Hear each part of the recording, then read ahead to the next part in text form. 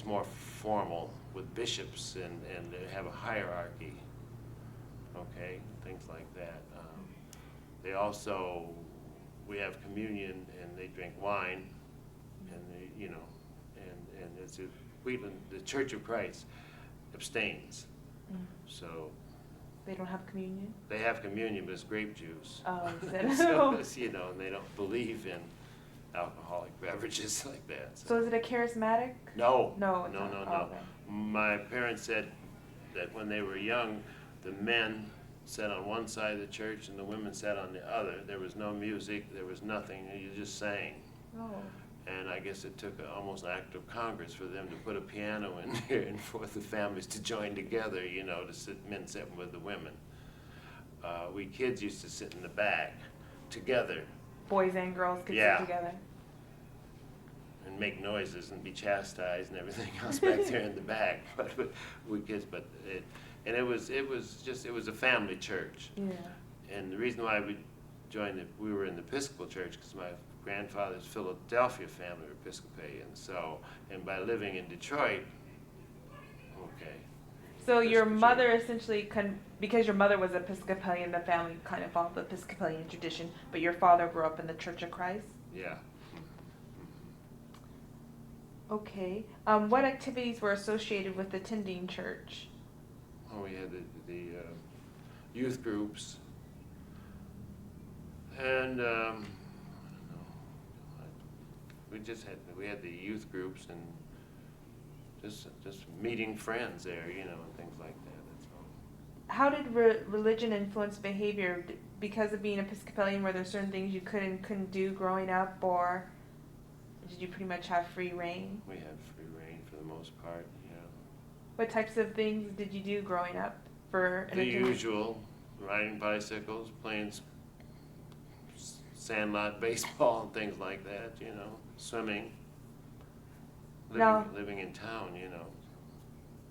Now, did you attended school in Detroit, Michigan? Yes, public school. Were most of the schools integrated? Yes. And what years were you in, like elementary and?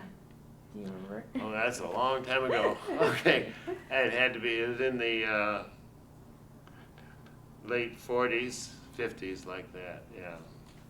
So, and schools were good sizes in Detroit. You know, all the junior high schools had swimming pools, and some had football teams, basketball, baseball.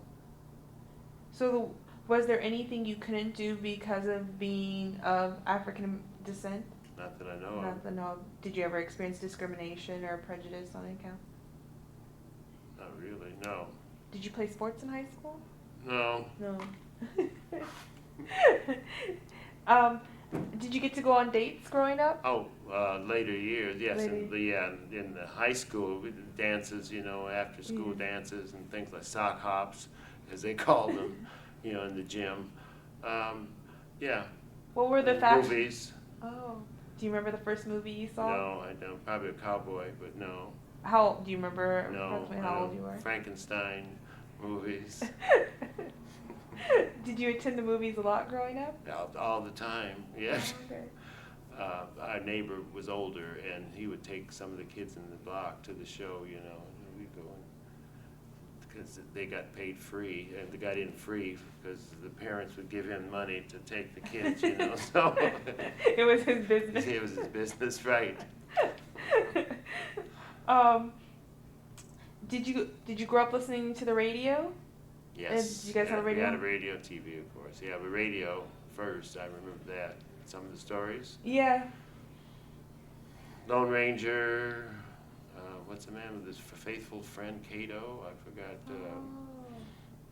forgot his name now. But anyway, I can't think of something. It's been so long ago for radio or stories. How old were you when television? Oh, I think I was, when we got a television, I think I was about 12 or 13, something like that, yeah. What shows did you watch? Howdy Doody. And, but there wasn't, you didn't have too much choice, you know, too many choices. In Detroit, we had, this comedian, I can't think of his name right now. And then we had the cooking show, which as soon as we come from school, that would be on. Didn't have much choice, you know. Now, the cooking show, would your mother watch the cooking show, or is that She something was you... working. She was working. We'd come in and turn TV on, just something to see anything, you know. I think they only had one channel, probably. Yeah. So did you learn to cook by watching this? No, it was on. Noise. What was the fashion like when you were in high school? Do you remember?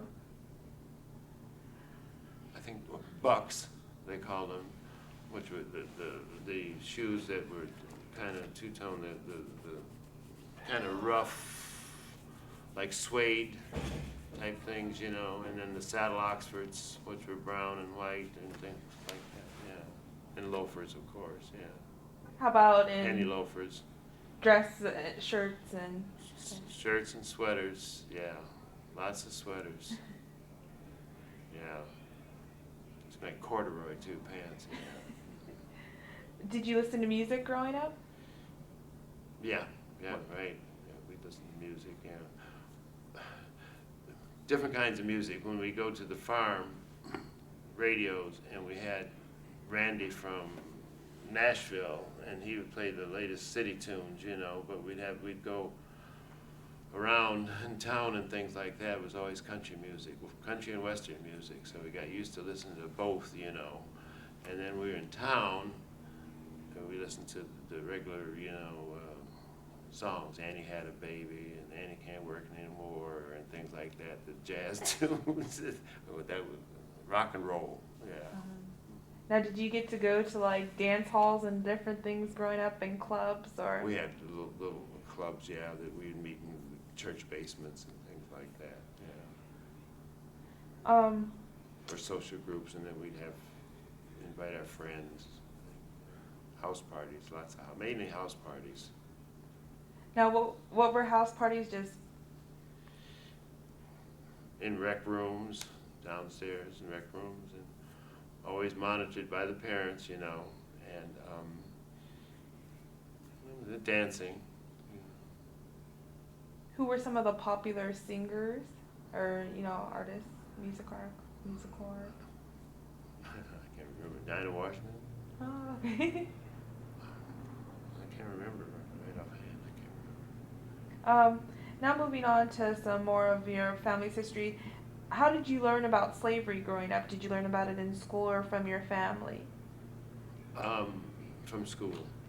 From school. From school, yeah.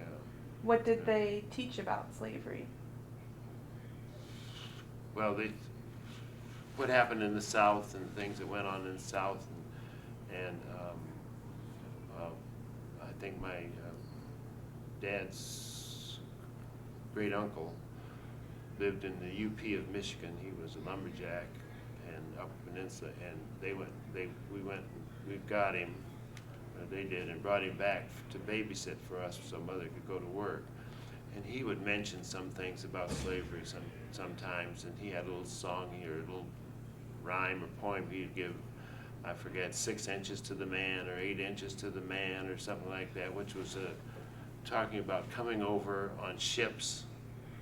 And I don't know how many inches they had, and he would, because they had to lay together, sleep together, stay together, whatever. 10 inches was to the man, I don't know. But he'd go and he would talk sometimes about it, but for the most part it was school. Now, are there any personal family stories dealing with slavery, or you just talked about it in the abstract? No. Did you ever talk about the Underground Railroad growing up? Didn't know anything about it. Growing up? No.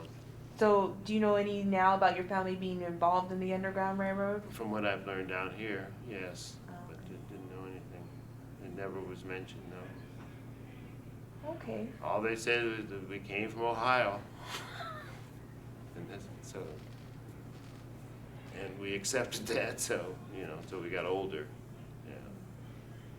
Okay, we're coming to the end of the interview. I just want to know, is there anything that I should have asked you that I didn't ask you? Or anything that you think you should tell me about your family history? And I didn't ask you this on tape. I know I asked you this earlier, but have you ever been married? No, No. Do you have any children? no children. Okay. Too busy. Too busy? Busy doing what? Moving around. Moving around. A rolling stone gathers no dust, dirt, right?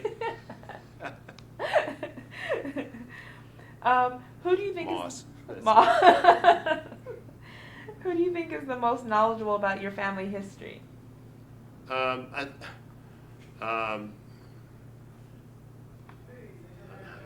As far as up north, I think Peggy is. We put a history book together a few years ago called the Old Settlers Book. I don't know if you've seen it or whatever. Yeah, we put that together, and I helped work on that. And I think at the moment probably Peggy. She's done a lot of research. So do you do research on your own? No, I just go by oral history, Okay. things like that. And why do you think oral history is important for learning about the African American experience or presence in the United States?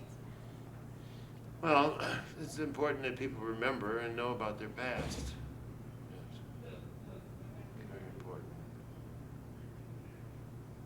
Is there anyone else you think we should talk to in the family that we haven't talked to? I can't. You've talked to most everybody. I think I'm one of the last ones. Did you speak with Ada, Lett, Todd? You got Sharon, didn't you? Yeah, I don't Her think we've got sister. Yeah. Ada yet. Okay. But I hope I we can't think of anyone else really that's here, that you haven't spoken to. Well, I'd just like to thank you very much for taking this opportunity. It's been a pleasure. I wish you could speak with my uncle Victor Lett, Yeah. but he's 89, and he's Yeah. here, but he's slightly kind of deaf. Yeah. He might be able to tell you something. I don't know. Yeah, we wanted to speak with him, and we were trying to get him. I tried to corner him earlier today, and it's pretty hard to corner Yeah. him. He said he'd be back, though, after dinner, and I didn't see him anywhere around. But he's back now? Yeah, he's my father's brother. Oh, okay.